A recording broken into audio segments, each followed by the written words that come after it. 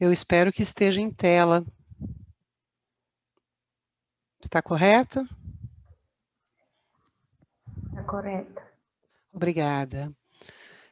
Então, inicio, na verdade, é uma apresentação muito rápida do estudo do lucro e educação nos marcos legais da América Latina e Caribe, que eu espero seja capaz de provocar a todos e todos aqui presentes a leitura.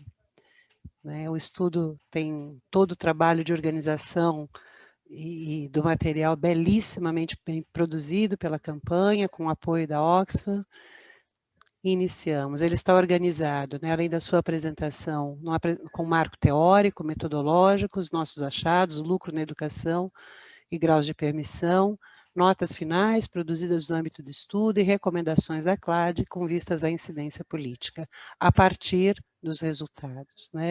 O objetivo foi, e aí a partir das preocupações da CLAD, conhecer as legislações na região de América Latina e Caribe, que regulamentam as atividades lucrativas, e buscando lidar num nível de, uma palavra cunhada pela Tereza, parceira de vida, de pesquisa e também deste estudo, que incentivam, impedem, incentivam, permitem e impedem a realização do lucro em educação. Para considerar a legislação na região, trabalhou-se então com 9 países, são os que estão em tela: Argentina, Brasil, Chile, Colômbia, Haiti, Honduras, México, Paraguai e Peru. Algumas das referências conceituais que utilizamos é a compreensão que tivemos de lucro nesse momento, do qual destaco 2 aspectos. Tomamos o lucro como possibilidade de expansão do patrimônio de uma pessoa física ou jurídica e consideramos as condições legais que estimulam esse aumento de patrimônio a partir do subsídio público. Este é um dado importante. O trato da legislação, das legislações nacionais, nesse estudo tomou em conta o quanto essas legislações possibilitavam que o fundo público fosse transferido direto ou indiretamente ao setor privado. E aí, em função de que sabemos todos que se expande essa realização da educação como mercadoria em escala global. Aqui o nosso gradiente de análise, então, capturada a legislação desses 9 países, legislações em âmbito nacional, nós buscamos categorizá-las entre indutoras do lucro, permissivas ou, de fato, impeditivas. A este gradiente, e aí para isso recorremos às fontes primárias, que são os documentos legais, a Constituição, Leis Gerais de Educação, leis complementares, então trabalhamos com a Constituição e legislação infraconstitucional e olhamos normas que tratassem especificamente do financiamento público e privado à educação. E preciso salientar que, ao observar o que constava da legislação, além do esforço comum a quem trata de estudos e tem como fonte primária os documentos legais, o olhar sobre as entrelinhas, também nos debruçamos sobre as ausências, o que não está regulamentado. Esses dados foram confrontados a experts, a especialistas dos 9 países selecionados pela CLAD. Nós apresentamos aos especialistas o conjunto de documentos e um conjunto de questões, e estes pesquisadores e militantes puderam não só avaliar a pertinência dos dados coletados, como apresentar novas perspectivas e recomendações. Do ponto de vista teórico, o marco fundamental a cruzar com o gradiente, ou com o grau de permissividade da legislação ao lucro, também foi referência fundamental a compreensão do processo de privatização da educação e da possibilidade do lucro a partir daquilo que consideramos como dimensões da privatização, referência fundamental aos estudos que o GREP desenvolve, no Brasil, e que já em outro momento também em parceria com a CLAD já foi desenvolvido, que se encontra sistematizado em texto de Tereza Adrião, publicado em 2018, e neste quadro nós concentramos o esforço em observar em cada uma das dimensões formas capazes de gerar lucro. Nós consideramos, então, como dimensões a oferta educativa, ou seja, bolsas, oferta de vagas, oferta de cursos, né? E aí, tomadas em que forma? Financiamento a organizações privadas, subsídio à demanda por meio dos incentivos fiscais, incentivos às escolhas parentais, né, que as famílias façam suas escolhas, subsídios a essas escolhas, escolas financiadas pelos fundos públicos e becas, desculpa, e bolsas. A segunda dimensão considerada, gestão da educação pública, observamos duas perspectivas que eventualmente poderiam estar contempladas pela legislação. A transferência da gestão a escolas para organizações com fins de lucros e a transferência da gestão em redes de ensino,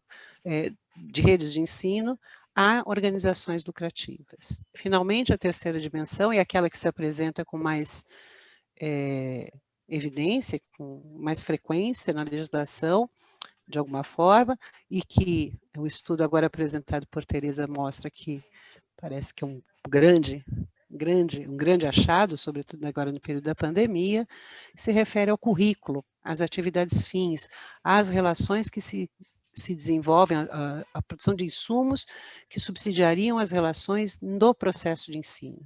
Então, compra e adoção por parte do poder público de desenhos curriculares elaborados pelo setor privado, compra de tecnologias desenvolvidas pelo setor privado, compra ou adoção de insumos curriculares desenvolvidos pelo setor privado, ou compra e adoção de sistemas privados de ensino, em que alguns países são chamados também, aqui no Brasil também, por sistemas apostilados de ensino. Este é só um exemplo, né, do quadro resumo, que cruza, né, a hierarquia da legislação, as dimensões e os graus de regulação para cada um dos países e que todos encontrarão no documento publicado, né? Aqui o exemplo é o Chile, é muito pequenininho, mas para cada um dos países tentamos sintetizar dessa maneira, obviamente, de uma maneira bastante simples. E alguns dos achados, né, para ser mais rápido. 4 países apresentam constituições nacionais que destacam a liberdade dos pais em escolher o local de escolha, como a educação de seus filhos, como eixo central, em detrimento à educação como direito do Estado, em detrimento, quer dizer, secundarizando o papel do Estado no cumprimento do direito à educação. Então, no âmbito da escolha parental, da escolha particular e familiar, que se coloca a educação. São eles Chile, Honduras, Peru e Paraguai, né? Em relação ao gradiente de permissividade ao lucro. Legislações que nós consideramos indutoras porque explicitamente tornam viável e possível a transferência do fundo público, né? Então, é o caso ao setor privado com fins lucrativos. É o caso do Chile, Honduras, Haiti e Paraguai, né? Texto legal, no caso do Haiti é um exemplo interessante, claro, bastante peculiar, mas a Constituição explicita que é dever do Estado estimular a ação da iniciativa privada no campo educacional. As legislações permissivas, que se não são tão explícitas, não o impedem, é o caso da Argentina, Brasil, Colômbia e México e Peru.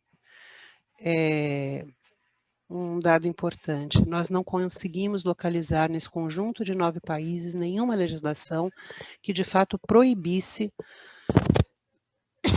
desculpe-me, que proibisse por completo o exercício da atividade educativa na etapa obrigatória, nas suas etapas obrigatórias, isso, desculpa, muito rapidamente, esqueci de mencionar, né, o estudo considerou sempre a etapa obrigatória, que diz respeito, então, àquilo que em tese, pactuado em cada um dos estados nacionais com o direito universal, né, e nenhuma das legislações proíbe por completo a atividade lucrativa em educação, nessa etapa, na etapa de educação obrigatória, ainda que no caso da Argentina haja uma proibição mesmo a acordos bilaterais com fins de lucro, né?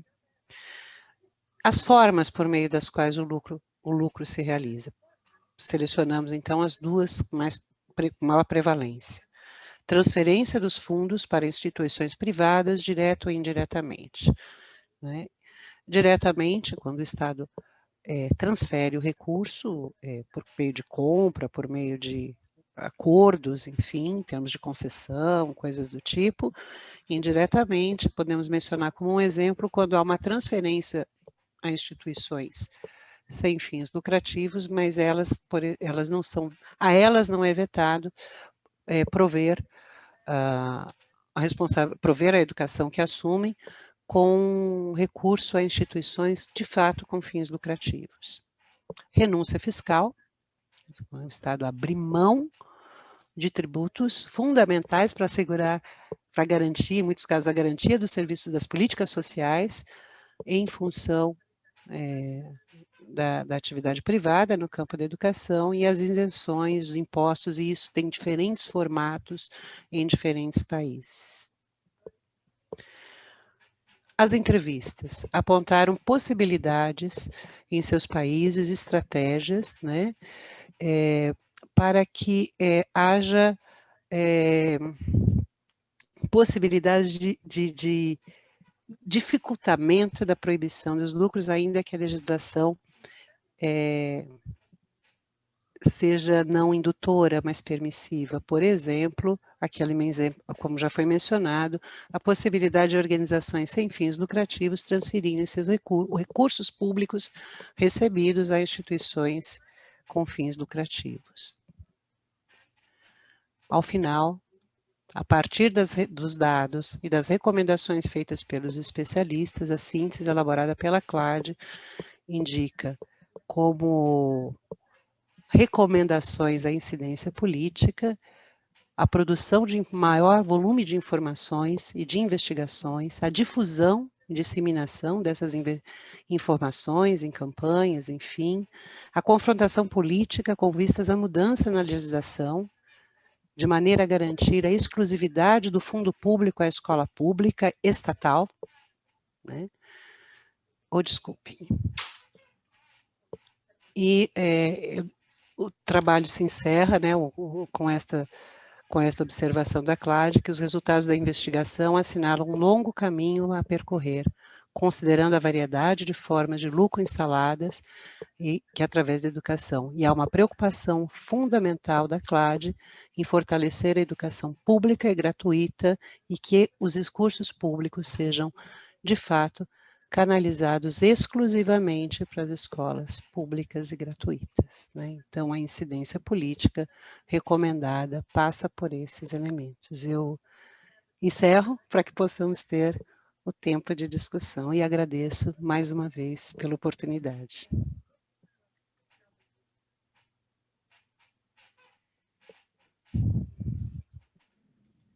Agradecida, Teise, por essa apresentação dos dados, dos resultados da pesquisa tão densa e que passa por tantos debates e informações importantes, né, para as nossas discussões nos nossos países da América Latina.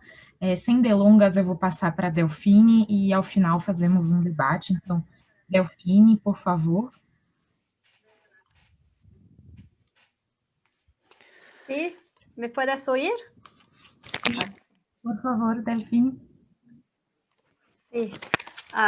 Muito obrigada por a apresentação. Vou falar em espanhol, pero queria agradecer no português, porque estava com a idioma agora na minha cabeça. Então, vou falar agora em espanhol. Entonces, hago el cambio, sí, lo puedo hacer.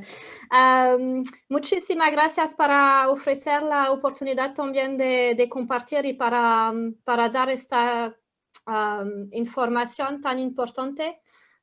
Los dos estudios aportan muchas informaciones para la reflexión y también para estimular, creo, la movilización y la acción. Algunos comentarios para mí. Yo creo que lo que me venía durante la primera presentación de Teresa sobre la transformación de la educación y la llegada de nuevos actores en el sistema educativo, que no hablamos solo de actores privados históricos, ¿no? Como las ONG o escuelas religiosas, pero estamos hablando de empresas que entran en el mercado. Y especialmente en este momento con la transformación de nuestra sociedad y de la tecnología y cómo hacen como un surf sobre la crisis y no solo la crisis, pero creo la transformación de la sociedad.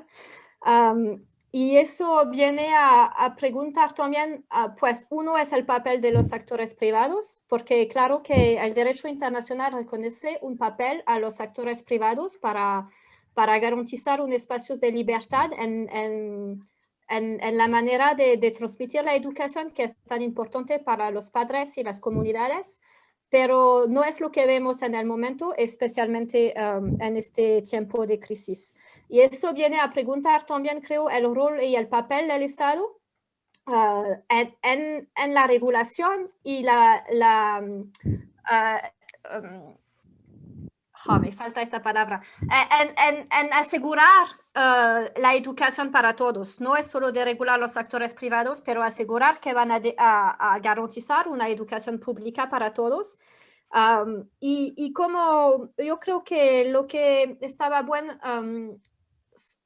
subrayado estaba la no anticipación del Estado, ¿no? Porque es el papel del Estado de organizar su sistema político, la sociedad y en nuestro caso la educación, y de anticipar también. Y estamos, creo, en un tiempo donde todo se va tan rápidamente de la transformación de la sociedad y de la educación, pero es como si el Estado nos sigue, ¿no? Y en lo que Teresa ha explicado muy bien, ¿no?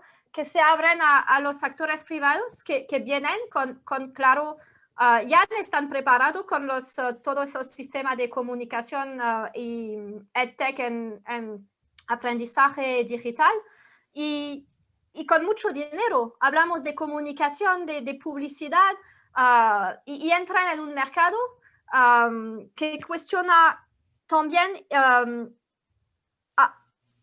a reflexionar otra vez sobre el rol de la educación y que el Estado, pero yo creo no solo el Estado, viene a cuestionar también el papel de la sociedad civil y de los ciudadanos para cuestionar eso, porque la importancia de la educación como derecho a la educación es para garantizar una educación que va a ayudar al desarrollamiento de la persona y de la sociedad. Y por eso que es reconocido como un derecho humano. Y ahora hace este cambio que pasamos a un mercado donde se pierde la esencia de la educación y el papel inicial. Y a mí me gustaba mucho como Teresa, la palabra final, ¿no? Que estamos en una revolución educativa. Yo creo que estamos también en una revolución de la sociedad y tenemos que empujar, no dejar que eso se pase sin nosotros y de movilizar más.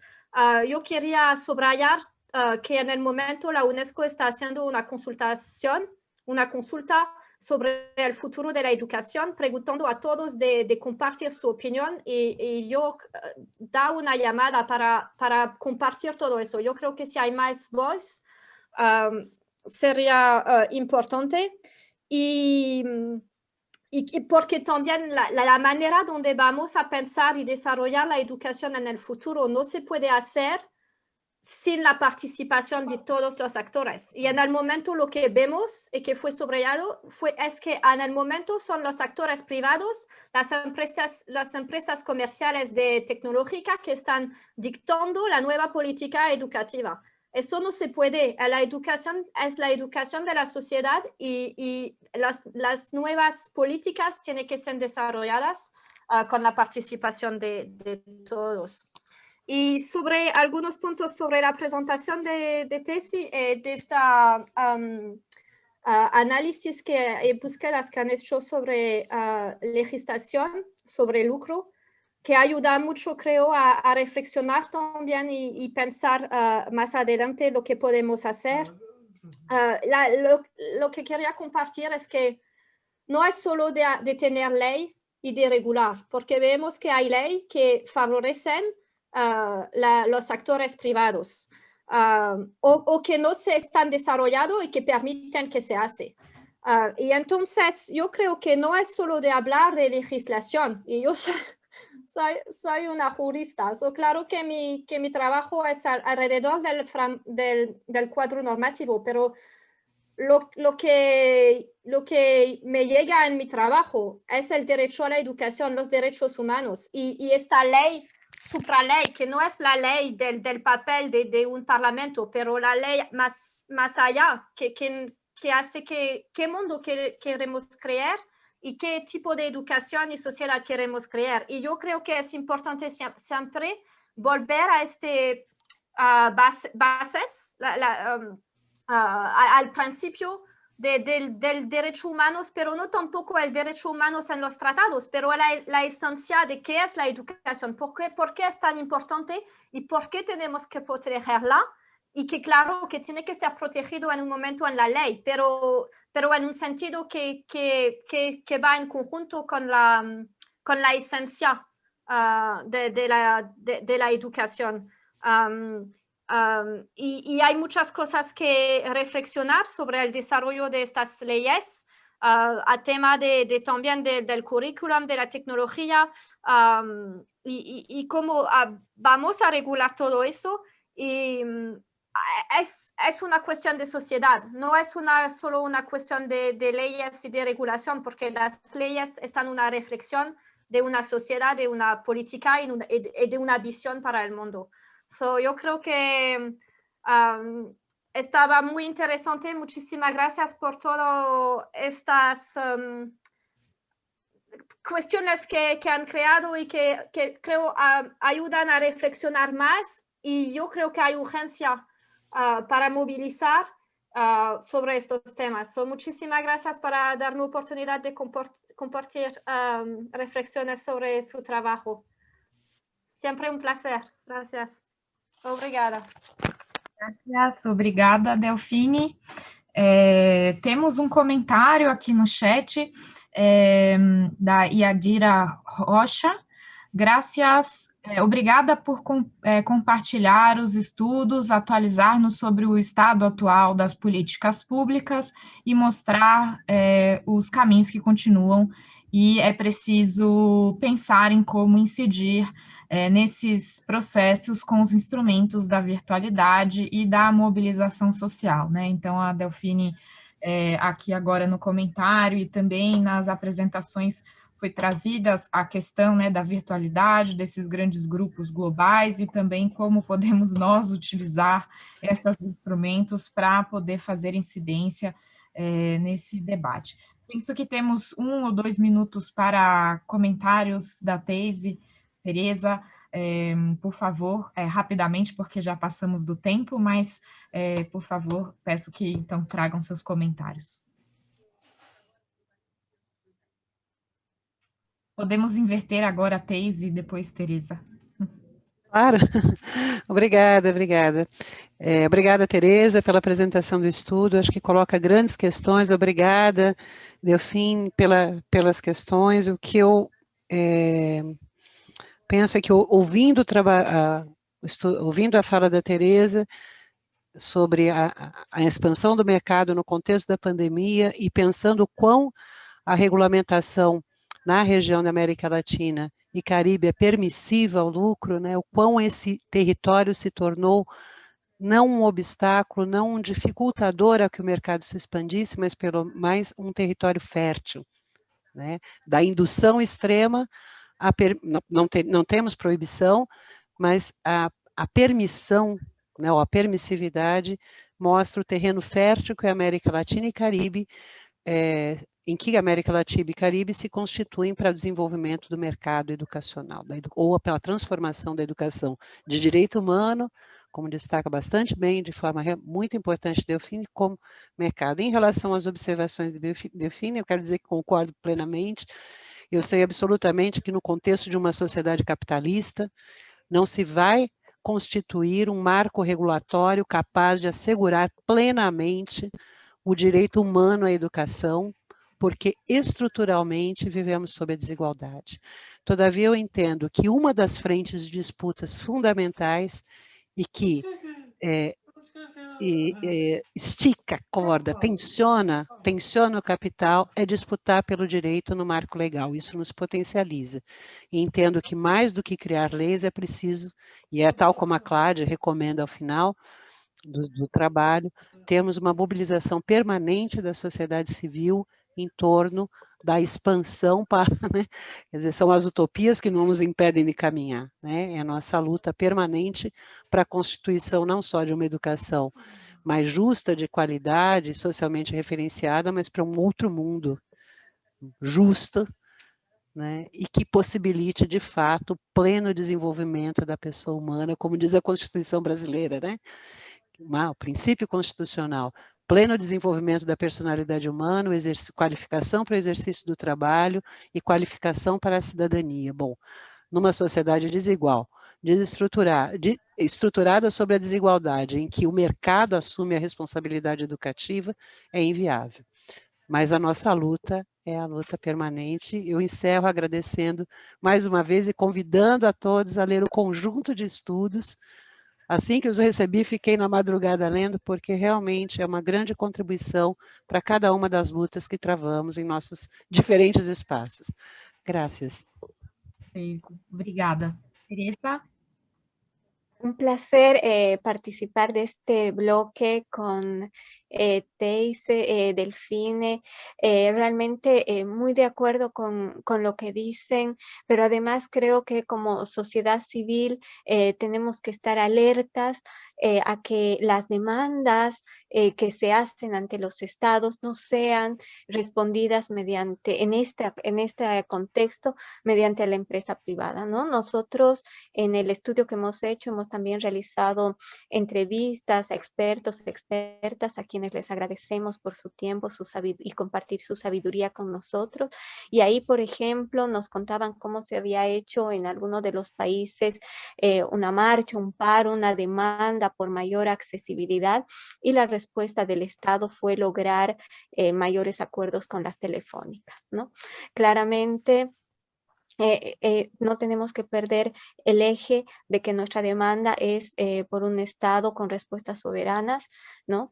Por una educación financiada de forma suficiente. Y acá estoy leyendo en los comentarios del chat también que Madeleine Zúñiga, por ejemplo, cuenta lo que sucede en Perú, ¿no? Con los estudiantes de escuelas privadas que tienen que migrar a las públicas.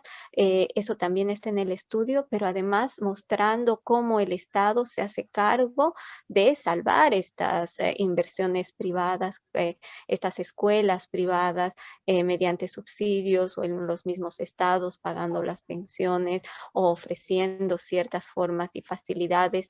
Entonces tenemos una tarea muy difícil por delante, y la tarea es no dejarnos también como tragar por este gran círculo privatizador que estamos viviendo de una manera tan fuerte en este contexto. Gracias, Teresa. É muito importante também o que traz. Eu gostaria de encerrar esta mesa trazendo em um minuto uma questão que me veio à mente muitas vezes nesse debate desse segundo bloco e ao longo dessas nossas discussões de hoje. Por exemplo, aqui no Brasil, em que estamos cada vez mais permissivos e, como a Teise falou, precisamos esticar a corda da regulamentação, né, da legislação em torno da não permissividade desse lucro, e é também uma ação que vem sendo feita pelos promotores, né, desse lucro na educação. O caso no Brasil da tentativa de regulamentação da educação domiciliar, que é um dos ápices da privatização, porque a escola passa a ser dentro da casa, sem relações comunitárias dentro de uma escola pública. E participei de uma audiência na semana passada sobre educação domiciliar na Comissão de Educação no Congresso Nacional, em que participou também o presidente da Associação Nacional de Educação Domiciliar, e na fala do presidente ele falou explicitamente que a educação domiciliar era um grande mercado a ser explorado no Brasil. Então, com esses termos que foram colocados, então não é nada escondido, e a disputa na legislação se faz muito presente dos dois lados, temos que reforçar com certeza esse trabalho.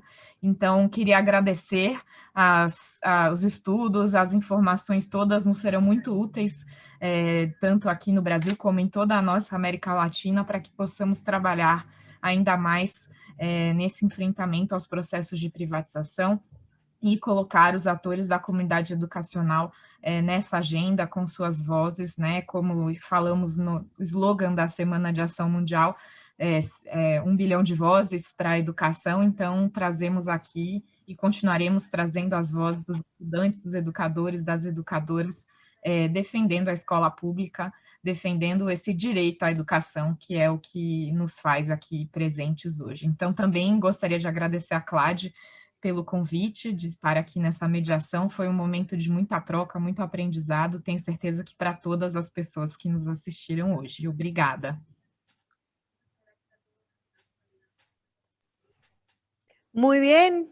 Muchísimas gracias. Gracias, Andresa, Teisa, Teresa. Una gran mesa de mujeres, Delfine, María, y a Grant por acompañarnos también en este evento, y a todos los amigos y amigas que han estado aquí.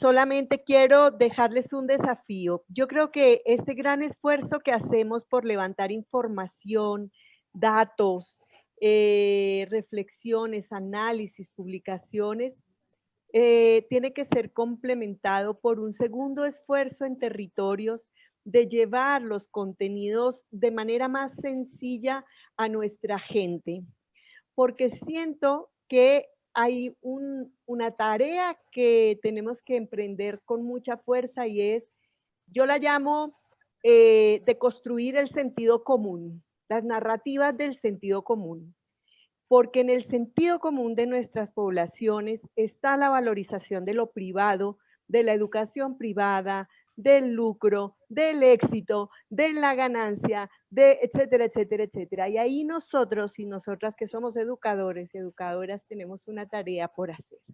Yo creo que todo este esfuerzo enorme que hacemos de investigación necesita también ese seguimiento y llegar a la gente más sencilla y ayudar a no tragarnos, como dijo Teisa, lo que nos dicen, a alimentar el pensamiento crítico, porque eso ayuda a la movilización y ayuda a nuestra gente y nos ayuda a todos. Así que, bueno, nada más nos despedimos. Muchísimas gracias a todos y a todas por estar acá. Ha sido un hermosísimo encuentro. Les agradezco un montón. Un aplauso para todos y todas. Y usen las publicaciones, por favor. Úsenlas. Un abrazo muy grandote.